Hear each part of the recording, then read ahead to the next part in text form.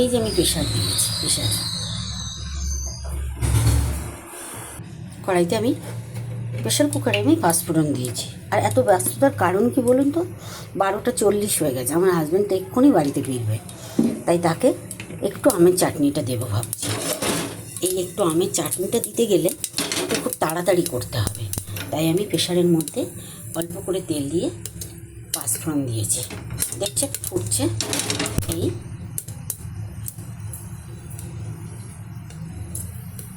ফুটছে, এই যে ফুটছে, দেখুন ধোয়া বেরোচ্ছে, লাল হয়ে গেছে। আমি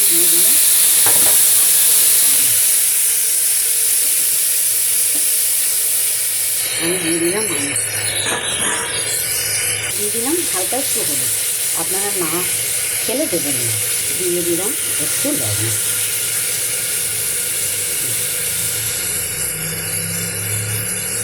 লবণ দিয়ে দিয়েছি। আমি একটু খুন্তি দিয়ে নাড়িয়ে দিচ্ছি।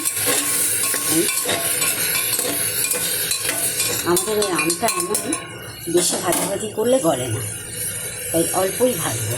দেখুন আমি দিয়ে দিচ্ছি এখন চিনি, আর একটু দিয়ে দিলাম চিনি।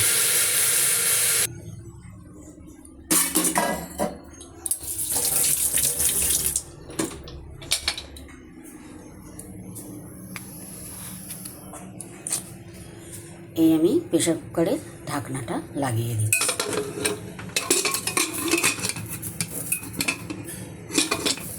প্রেশারের সিটের আওয়াজ হচ্ছে, শুনতে পাচ্ছেন? বলতে বলতে আমার কত মাসে বাড়িয়ে এসে গেছে।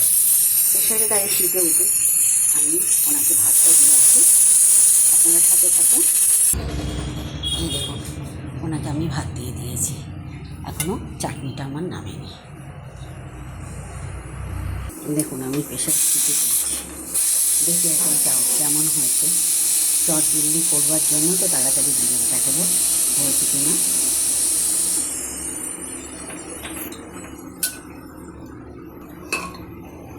এই দেখুন হয়ে গেছে। 5 মিনিটের মধ্যে দারুণ লোভনীয় একটা আমের চাটনি। আপনারা একটু দেখবেন কতক্ষণ টাইম লাগবে।